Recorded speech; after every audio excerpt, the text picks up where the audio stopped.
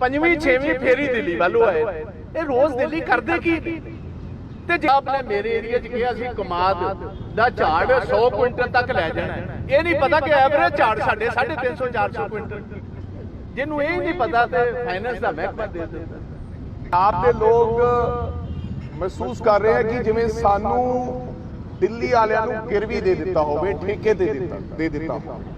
55 तो 60 कतल पंजाब च नामी लोग दिन दिहाड़े चलते हुए कबड्डी के मैचेस दे विच लोकां नूं जिस तरह मारिया गया, ये अपने आप दे ते लेना नहीं सी डीजीपी ने ना मान साहब ने, क्योंकि मान साहब होम मिनिस्टर भी नहीं, बली दे बकरे होर चढ़ाते बंदे लिया बड़े शौक दे नाल लोकां नूं ये गल कही बदलाव लैके, बदलाव की लैके आवांगे, किसी आदमी दी ना जिंदगी महफूज है ना किसी दी जायदाद, उन्हां दे विच तनाव पैदा करके मगरों तुसीं आईजी बदलता या कोई डीआईजी बदलता या कोई एसएसपी या गवर्नर साहब नूं मैं ते सीएलपी साहब ते तमाम साथी काफ़ी मुद्दों ते डिस्कशन हुई, पंजाब के मुद्दों ते, लेकिन दो अहम मुद्दे सन। एक तो जिहड़ा MOU साइन किया है दिल्ली सरकार नाल पंजाब सरकार ने, और दूजा मसला जिहड़ा लॉ एंड ऑर्डर का है, ये दो असी मैमोरेंडम आज गवर्नर साहब नूं सबमिट करके आए हैं। MOU जिहड़ा साइन किया है एक्नॉलेजमेंट शेयरिंग वाला, ਉਹਦੇ ਤੇ मैं ਤੁਹਾਨੂੰ ਦੱਸਣਾ ਚਾਹੁੰਦਾ ਹਾਂ कि पंजाब के लोग महसूस कर रहे हैं कि जिवें सानू दिल्ली वालियां नूं गिरवी दे दिता होवे, ठेके दे दिता होवे। ये पंजाब के लोगों का दर्द सीगा, तकलीफ सी, पीड़ा सी कि जदों केजरीवाल साहब ने दिल्ली के अंदर ऑफिसर साहबाना नूं सद के बिना मुख मंत्री साहिब दे मीटिंग की ते इंस्ट्रक्शंस दित्तियां, वो पंजाबियां ने उहदी नखेदी की और सारे लोगों नूं उस गल ने सारे लोगों के मन नूं ठेस पहुंचाई और इहदा विरोध होया पूरे पंजाब भर दे विच। और उस तो बाद उहनूं कवर अप करदिया होया केजरीवाल जी ने भगवंत सिंह मान नाल एक्नॉलेजमेंट शेयरिंग का एक एग्रीमेंट साइन किया, जिहदी कोई जरूरत नहीं सी बिल्कुल ही, लोगों को बेवकूफ बनाउण दी खातर कि जदों मैं मन चाहे जदों मेरी मर्जी होवे मैं उदों पंजाब की ब्यूरोक्रेसी नूं दिल्ली बुलावां ते आपदे मुताबक इंस्ट्रक्शन दे के आपदी मर्जी नाल जो मेरा चित करे वो मैं करावां, जिहड़ा कि पंजाबियां नूं ना मंजूर है। आर्टिकल 154 कॉन्स्टिट्यूशन दी ये बिल्कुल उलंघना है। आर्टिकल 154 की कहता है, article 154 says that executive power shall be vested with governor। ये सारे दी सारी जिहड़ी पावर है गवर्नर कोले है। Article 166 says all executive action or work shall be expressed to be taken in the name of governor। ये गवर्नर साहब दे नाम ते एग्रीमेंट या MOU साइन होना चाहिए सी। Third, article 166 section 9 power given to chief secretary, secretary, additional secretary on the behalf of governor. इसका मतलब ये है कि आज तक जिन्ने भी MOU साइन हुए है वो MOU sign in the presence of कि मुख्यमंत्री साहब उत्थे उन्हां दे सामने सैकटरी या चीफ सैकटरी या जॉइंट सैकटरी MOU साइन कर सकता है, लेकिन इत्थे जिहड़ा MOU साइन होया है वो दोनों मुख्यमंत्रियों ने आपदी आप साइन करके कर लिया, जिहड़ी कि कॉन्स्टिट्यूशन की उलंघना है, कर ही नहीं सकते है। एंड एक होर जिहड़ा नोटिफिकेशन होया सी 28/3/2021 नूं, ये अमेंडमेंट सीगी सेक्शन 44 दी, ये भारत सरकार ने की है। ਇਹਦੇ 'ਚ ਉਹਨਾਂ ਲਿਖਿਆ as per the section 5 of notification 28/3/2021 opinion of LG shall be obtained on such matters ਕਿ ਕਿਸੇ ਵੀ ਤਰੀਕੇ ਦਾ ਤੁਸੀਂ ਐਗਰੀਮੈਂਟ ਕਰਨਾ ਹੈ, ਇਹ ਹੁਣੇ ਤਾਜ਼ੀ ਅਮੈਂਡਮੈਂਟ ਹੋਈ ਵੀ ਹੈ, ਤੁਸੀਂ LG ਦੀ ਪਰਮਿਸ਼ਨ ਤੋਂ ਬਿਨਾ ਕਿਸੇ ਪ੍ਰਕਾਰ ਦਾ ਕੋਈ ਐਗਰੀਮੈਂਟ ਤੁਸੀਂ ਕਰ ਨਹੀਂ ਸਕਦੇ। ਸੈਕਿੰਡ, ਸਾਡੇ ਬਹੁਤ ਇੰਟਰਸਟ ਹੈਗੇ ਨੇ ਇੰਟਰਸਟੇਟ, ਜੇ ਕਿਸੇ ਨੇ ਨੌਲੇਜ ਲੈਣੀ ਹੈ, ਪਹਿਲਾਂ ਵੀ ਵਫਦ ਜਿਹੜੇ ਜਾਂਦੇ ਸੀ ਅਲੱਗ-ਅਲੱਗ ਸਰਕਾਰਾਂ ਦੇ ਕੋਲੇ ਜਾਂਦੇ ਸੀ ਤੇ ਉਹ ਨੌਲੇਜ ਲੈ ਕੇ ਆਉਂਦੇ ਸੀ। ਅਕਸਰ ਹੀ ਐਕਸਚੇਂਜ ਪ੍ਰੋਗਰਾਮ ਵੀ ਚੱਲਦੇ ਰਹਿੰਦੇ ਆ, ਉਹਦੇ 'ਚ MOU ਸਾਈਨ ਕਰਨ ਦੀ ਲੋੜ ਨਹੀਂ ਹੈ, ਇਹਦੀ ਕੋਈ ਜ਼ਰੂਰਤ ਨਹੀਂ ਬਣਦੀ ਸੀ ਜਿਹੜਾ ਇਹ MOU ਸਾਈਨ ਹੋਇਆ। ਫਿਰ ਸਾਡੇ ਇੰਟਰਸਟੇਟ ਬਹੁਤ ਮਸਲੇ ਨੇ, ਪਾਣੀਆਂ ਦਾ ਬਹੁਤ ਵੱਡਾ ਮਸਲਾ ਹੈ, ਅਸੀਂ ਬਾਰਡਰ ਸਟੇਟ ਹਾਂ, ਪੋਲਿਊਸ਼ਨ ਦਾ ਸਾਡਾ ਮਸਲਾ ਹੈ ਉਹਨਾਂ ਦੇ ਨਾਲ। ਉਹ ਹਮੇਸ਼ਾ ਕੇਜਰੀਵਾਲ ਸਾਹਿਬ ਕਹਿੰਦੇ ਕਿ ਜਿਹੜਾ ਪੋਲਿਊਸ਼ਨ ਹੁੰਦਾ ਹੈ ਇਹ ਪੰਜਾਬ ਤੋਂ ਆਉਂਦਾ ਹੈ। ਸੋ ਇਹ ਸਰਾਸਰ ਕਨਸਟੀਟਿਊਸ਼ਨ ਦੀ ਉਲੰਘਣਾ ਹੈ ਔਰ ਅੱਜ ਅਸੀਂ ਇਹ ਕਹਿ ਕੇ ਆਏ ਹਾਂ ਕਿ ਇਸ ਜਿਹੜਾ ਐਗਰੀਮੈਂਟ ਹੈ, ਜਿਹੜਾ MOU ਹੈ, ਇਹ ਕਨਸਟੀਟਿਊਸ਼ਨਲ ਦੀ ਉਲੰਘਣਾ ਹੈ ਤੇ ਗਵਰਨਰ ਸਾਹਿਬ ਤੁਸੀਂ ਸਾਡੇ ਕਸਟੋਡੀਅਨ ਹੋ, ਤੁਹਾਡਾ ਇਹ ਫਰਜ਼ ਬਣਦਾ ਹੈ ਕਿ ਤੁਸੀਂ ਇਹਦੇ ਤੇ ਇਹਨੂੰ ਐਗਰੀਮੈਂਟ ਨੂੰ ਰੱਦ ਕੀਤਾ ਜਾਵੇ, MOU ਨੂੰ ਰੱਦ ਕੀਤਾ ਜਾਵੇ। ਔਰ ਗਵਰਨਰ ਸਾਹਿਬ ਨੇ ਸਾਨੂੰ ਇਹ ਵਿਸ਼ਵਾਸ ਦਿਵਾਇਆ ਹੈ, ਉਹਨਾਂ ਨੇ ਕਿਹਾ ਤੁਹਾਡਾ ਵੈਲ ਡਰਾਫਟਡ ਹੈ ਆਹ ਨੋਟ MOU ਤੇ ਕਨਸਟੀਟਿਊਸ਼ਨ ਦੀ ਰਾਖੀ ਕਰਨਾ ਮੇਰਾ ਕਰਤੱਵ ਔਰ ਫਰਜ਼ ਹੈ। ਮੈਂ ਸਰਕਾਰ ਦੇ ਕਿਸੇ ਕੰਮ 'ਚ ਦਖਲਅੰਦਾਜ਼ੀ ਨਹੀਂ ਕਰਦਾ ਅਨਨੈਸੈਸਰਲੀ, ਲੇਕਿਨ ਕਨਸਟੀਟਿਊਸ਼ਨ ਦੀ ਰਾਖੀ ਕਰਨਾ ਮੇਰਾ ਫਰਜ਼ ਹੈ ਔਰ ਮੈਂ ਇਹਨੂੰ ਪੜ੍ਹ ਕੇ ਇਹਦੇ ਤੇ ਜ਼ਰੂਰ ਕੋਈ ਨਾ ਕੋਈ ਐਕਸ਼ਨ ਜ਼ਰੂਰ ਕਰਾਂਗਾ। ਸੋ ਇਹ ਗਵਰਨਰ ਸਾਹਿਬ ਨੇ ਸਾਨੂੰ ਵਿਸ਼ਵਾਸ ਦਿਵਾਇਆ ਹੈ ਔਰ ਅਸੀਂ ਉਮੀਦ ਕਰਦੇ ਹਾਂ ਕਿ ਗਵਰਨਰ ਸਾਹਿਬ ਇਹ ਜਿਹੜਾ MOU ਦੋਵਾਂ ਸਰਕਾਰਾਂ ਦੇ ਵਿੱਚ ਨੌਲੇਜ ਸ਼ੇਅਰਿੰਗ MOU ਸਾਈਨ ਹੋਇਆ ਹੈ ਇਹਨੂੰ ਰੱਦ ਕਰਨਗੇ। ਹੁਣ ਸਰਦਾਰ ਪ੍ਰਤਾਪ ਸਿੰਘ ਬਾਜਵਾ ਜੀ ਲਾਅ ਐਂਡ ਆਰਡਰ ਤੇ ਅਸੀਂ MOU ਜਿਹੜਾ ਦੇ ਕੇ ਆਏ ਹਾਂ ਉਹਦੇ ਤੇ ਤੁਹਾਨੂੰ ਜਾਣਕਾਰੀ ਦੇਣਗੇ।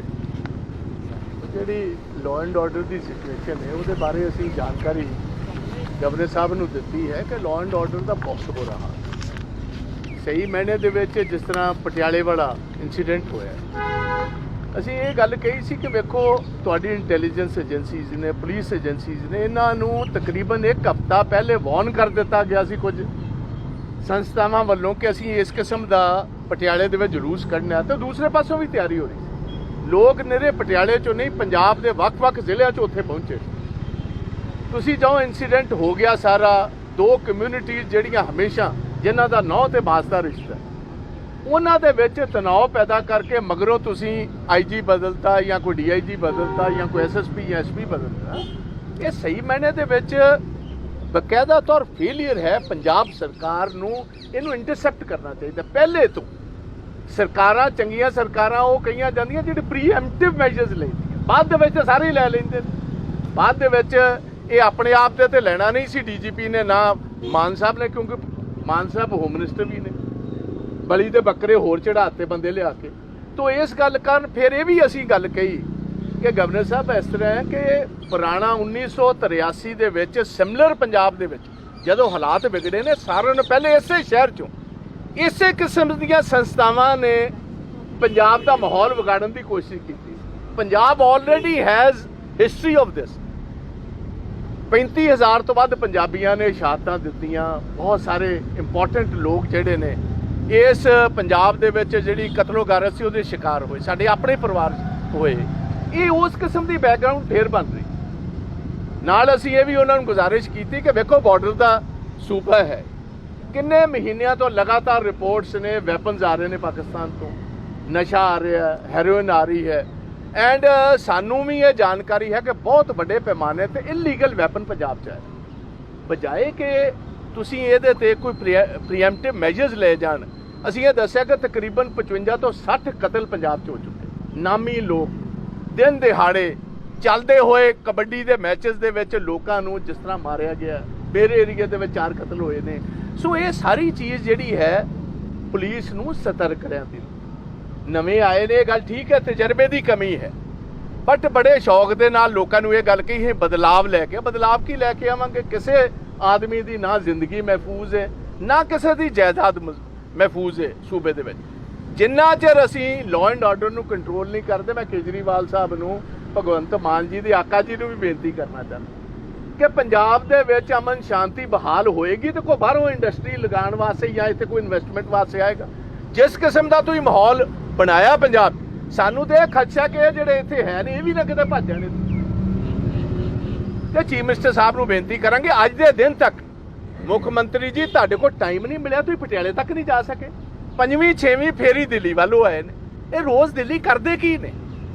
ਤੇ ਜੇ ਇੰਨਾ ਪਿਆਰ ਹੀ ਹੈ ਦਿੱਲੀ ਦੇ ਆਕਾ ਨਾਲ, 4 ਕੋਠੀਆਂ ਸੀਐਮ ਸਾਹਿਬ ਨੇ ਆਪਣੇ ਨਾਂ ਕਰਾ ਲਈਆਂ, ਉਹਨਾਂ ਆਕਾ ਨੂੰ ਪੱਕੇ ਤੌਰ ਇੱਥੇ ਸੱਦ ਲੈਣ, ਇਹਨੇ ਗੁਸਲਾ ਲੈ ਲਿਆ ਕਰ।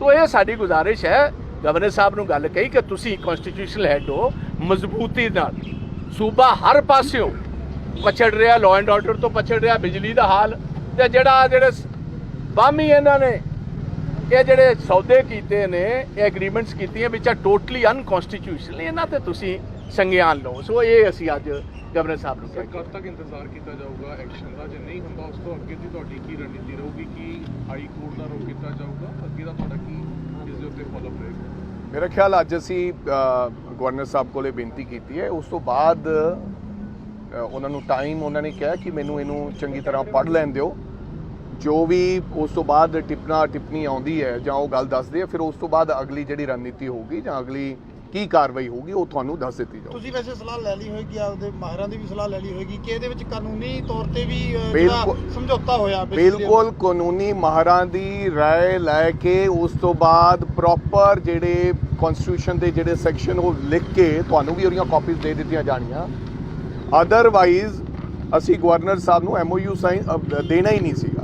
ਸੋ ਮਾਹਿਰ ਇਹ ਗੱਲ ਕਹਿੰਦੇ ਨੇ ਕਿ ਇਹ ਬਿਲਕੁਲ ਐਗਰੀਮੈਂਟ ਹੋ ਹੀ ਨਹੀਂ ਸਕਦਾ, ਇਹ ਸਰਾਸਰ ਗਲਤ ਸਾਈਨ ਹੋਇਆ, ਇਹ ਰੱਦ ਹੋਏਗਾ 100%। ਵੜਿੰਗ ਸਾਹਿਬ, ਹਰੀਸ਼ ਚੌਧਰੀ ਹੋਰਾਂ ਨੇ ਇੱਕ ਚਿੱਠੀ ਜਿਹੜੀ ਹੈ ਲਿਖੀ ਹੈ ਪਾਰਟੀ ਪ੍ਰੈਜ਼ੀਡੈਂਟ ਉਸ ਦੇ ਵਿੱਚ ਨਵਜੋਤ ਸਿੰਘ ਸਿੱਧੂ ਹੋਰਾਂ ਦੇ ਖਿਲਾਫ ਜਿਹੜਾ ਰਿਕਮੈਂਡ ਕੀਤਾ ਡਿਸਪਲਿਨਰੀ ਐਕਸ਼ਨ, ਤੁਹਾਡੇ ਨੋਟ ਦਾ ਵੀ ਜ਼ਿਕਰ ਹੈ ਉਸ ਦੇ ਵਿੱਚ, ਤੁਸੀਂ ਇੱਕ ਨੋਟ ਦਿੱਤਾ ਸੀਗਾ ਹਰੀਸ਼ ਚੌਧਰੀ ਹੋਰਾਂ ਨੂੰ। ਮੈਂ ਕੱਲ ਵੀ ਇਹ ਗੱਲ ਕਹੀ ਸੀ ਤੁਹਾਨੂੰ, ਅੱਜ ਦਾ ਨਾਲੇ ਮੁੱਦਾ ਕੁਝ ਹੋਰ ਹੈ, ਇਹਦੇ 'ਚ ਨਾ ਇਹ ਗੱਲ ਕਰੀਏ, ਪਰ ਲੇਕਿਨ ਕੱਲ ਤੁਹਾਨੂੰ ਇਸ ਗੱਲ ਦਾ ਜਵਾਬ ਦੇ ਦਿੱਤਾ ਸੀ ਕਿ ਪਾਰਟੀ ਦਾ ਇੰਟਰਨਲ ਮੈਟਰ ਹੈ, ਇਸ ਤਰ੍ਹਾਂ ਦੀਆਂ ਬਹੁਤ ਪਾਰਟੀ ਦੇ ਪਰਿਵਾਰ ਦੀਆਂ ਆਪਸ ਵਿੱਚ ਗੱਲਾਂ ਬਾਤਾਂ ਹੁੰਦੀਆਂ ਰਹਿੰਦੀਆਂ। ਸੋ ਉਹ ਮੈਂ ਨਹੀਂ ਸਮਝਦਾ ਕਿ ਉਹ ਕਿਤੇ ਪਬਲਿਕ ਫੋਰਮ ਤੇ ਅਸੀਂ ਉਹਨਾਂ ਨੂੰ ਉਜਾਗਰ ਕਰੀਏ। ਭਾਈ ਬਸ ਬਜਟ ਆਣਾ ਹੈ ਔਰ ਉਸ ਤੋਂ ਪਹਿਲਾਂ ਆਮ ਆਦਮੀ ਪਾਰਟੀ ਨੇ ਕਿਹਾ ਹੈ ਕਿ ਲੋਕਾਂ ਦੀ ਰਾਏ ਜਿਹੜੀ ਹੈ ਅਸੀਂ ਲਵਾਂਗੇ, ਪੋਰਟਲ ਲਾਂਚ ਹੈ, ਉਹਦੇ ਲੋਕਾਂ ਦੀ ਰਾਏ ਜਿਹੜੀ ਹੈ ਮੰਗੀ ਗਈ ਹੈ ਬਜਟ ਦੇ ਵਾਸਤੇ। ਬਹੁਤ ਚੰਗੀ ਗੱਲ ਕੀਤੀ ਹੈ, ਕਿਉਂਕਿ ਇਹਨਾਂ ਦੀ ਤੇ ਆਪਣੀ ਰਾਏ ਕੋਈ ਹੈ ਨਹੀਂ, ਇਹ ਤੇ ਵਿਚਾਰੇ ਹੋਰ ਕਰਨ ਵੀ ਕੀ, ਇਹ ਤੇ ਕਹਿਣ ਤੋਂ ਰਹੇ ਕਿ ਸਾਨੂੰ ਆਪਣੀ ਵਾਕਫੀਅਤ ਕੋਈ ਨਹੀਂ, ਲੋਕਾਂ ਦੀ ਰਾਏ ਲੈਣਾ ਤੇ ਚੰਗੀ ਗੱਲ ਹੈ, ਜ਼ਰੂਰ ਲੈਣ, ਬਟ ਇਹਨਾਂ ਗਰੀਬਾਂ ਨੂੰ ਆਪ ਹੀ ਨਹੀਂ ਪਤਾ। ਚੀਮਾ ਸਾਹਿਬ ਨੇ ਮੇਰੇ ਏਰੀਆ 'ਚ ਕਿਹਾ ਸੀ ਕਮਾਦ ਦਾ ਝਾੜ 100 ਕੁਇੰਟਲ ਤੱਕ ਲੈ ਜਾਣਾ, ਇਹ ਨਹੀਂ ਪਤਾ ਕਿ ਐਵਰੇਜ ਝਾੜ ਸਾਡੇ 350 400 ਕੁਇੰਟਲ, ਜਿਹਨੂੰ ਇਹ ਨਹੀਂ ਪਤਾ ਤੇ ਫਾਈਨੈਂਸ ਦਾ ਮਹਿਕਮਾ ਦੇ ਦਿੱਤਾ। ਇਹ ਹੁਣ ਆ ਗੱਲ ਹੈ, सारे हवाले दे दिए कि इसके तहत ये हो ही नहीं सकता समझौता, तो जब वो संविधान के तहत हो ही नहीं सकता तो रद्द किस चीज़ को करने की मांग कर रहे हैं? मैंने उसके ऊपर कॉग्निजेंस कौन लेगा? गवर्नर, कस्टोडियन कौन है? गवर्नर साहब। गवर्नर साहब को इतला दी है, 100% ये रद्द होगा। जिस प्रकार से उन्होंने एग्रीमेंट किया ये हो नहीं सकता था, लेकिन हम उसको कैसे कहेंगे कि हमने रद्द कर दिया?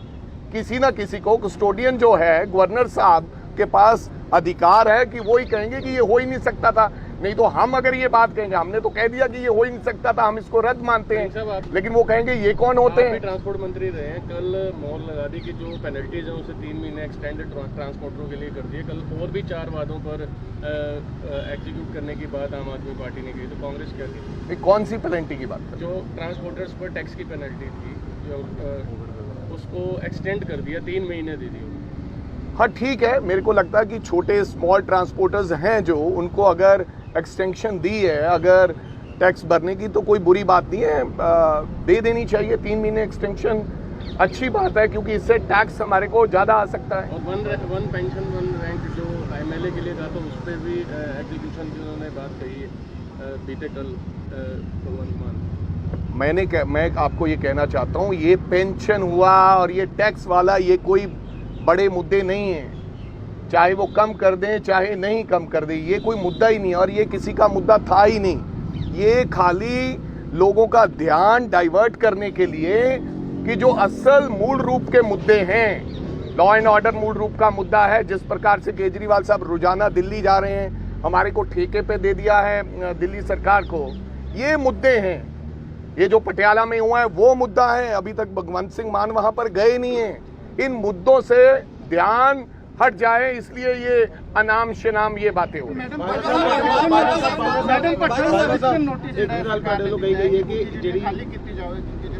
प्लानिंग बोर्ड ਦਾ ਜਿਹੜਾ ਵਾਈਸ ਚੇਅਰਪਰਸਨ ਦੀ ਸੀਗੀ ਉਹਨਾਂ ਦੀ ਫੋਟੋ। हाँ तो फिर ये केड़ा कोई खबर है यार, हर एक बंदे ਨੂੰ ਹੁੰਦਾ है, हर बंदा सूटेबल टाइम ਚਾਹੀਦਾ ਹੋ ਇੰਟੈਲੀਜੈਂਸ ਨੂੰ ਪਤਾ ਸੀਗਾ ਕਿ ਜਿਹੜੀ ਇਹੋ ਜਿਹੀ ਜਥੇਬੰਦੀਆਂ ਦੀ ਐਕਟੀਵਿਟੀਜ਼ ਹੋਣੀਆਂ ਨੇ। ਤੁਸੀਂ ਕਿਹਾ ਕਿ ਇਹਨਾਂ ਨੂੰ ਪਤਾ ਸੀਗਾ, ਫਿਰ ਵੀ ਇਹਨਾਂ ਵੱਲੋਂ ਐਕਸ਼ਨ ਨਹੀਂ ਲਿਆ ਗਿਆ। ਕਿਸ ਤਰੀਕੇ ਦੀ ਰਾਜਨੀਤੀ ਵੀ ਕਰ ਰਹੀ ਹੈ ਆਮ ਆਦਮੀ ਪਾਰਟੀ? ਰਾਜਨੀਤੀ ਇਹਨਾਂ ਕੋਲ ਤੁਹਾਨੂੰ ਮੈਂ ਦੱਸਿਆ, ਨਵੇਂ ਨੇ, ਤਜਰਬਾ ਇਹਨਾਂ ਨੂੰ ਹੈ ਕੋਈ ਨਹੀਂ। ਸ਼ੌਕ ਬੜਾ ਸੀ ਰਾਜੇ ਚਾਂਦ ਦਾ, ਰਾਜ ਕਰਨ ਦਾ ਨਹੀਂ ਪਤਾ। ਹੁਣ ਸਿੱਖ ਰਹੇ ਨੇ, ਕਦੀ ਲੋਕਾਂ ਨੂੰ ਕਹਿ ਰਹੇ ਨੇ ਆਪਣਾ ਸੁਝਾਅ ਲਓ। ਸ਼ੁਕਰ ਹੈ ਲਾਅ ਐਂਡ ਆਰਡਰ ਤੇ ਸੁਝਾਅ ਨਹੀਂ ਪੁੱਛ ਲਿਆ ਲੋਕ।